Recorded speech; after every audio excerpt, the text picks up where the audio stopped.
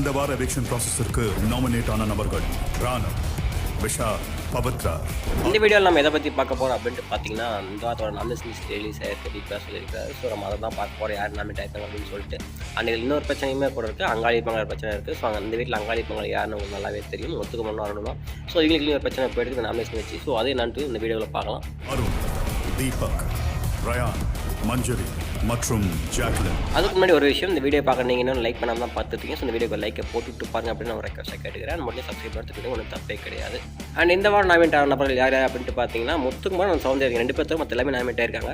And இது 2 பேரும் எப்படி மிஸ் ஆனாங்கன்னு தெரியல. அண்ட் சௌந்தர்யா நாமினேட் ஆகாமல் போனதில் ஒன்றும் பெருசு டிஃப்ரென்ஸ் வர போகிறது கிடையாது.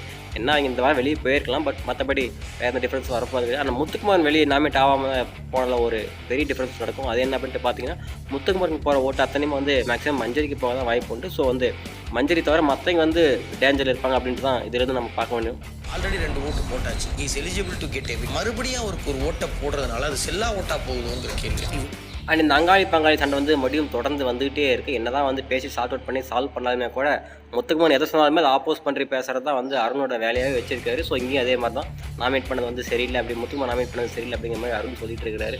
அண்ட் முத்துக்குமார் யார் நாமினேட் பண்ணுங்கிறது அவரோட விருப்பம், யார் வேணாலும் பண்ணலாம், அது யாரும் கேட்க முடியாது. பட் அது வந்து எனக்கு எத்திக்கலாக பண்ணல அப்படின்னு சொல்லிட்டு அருண் வந்து சௌந்தர்யாட்ட சொல்லிட்டு இருக்கிறாரு.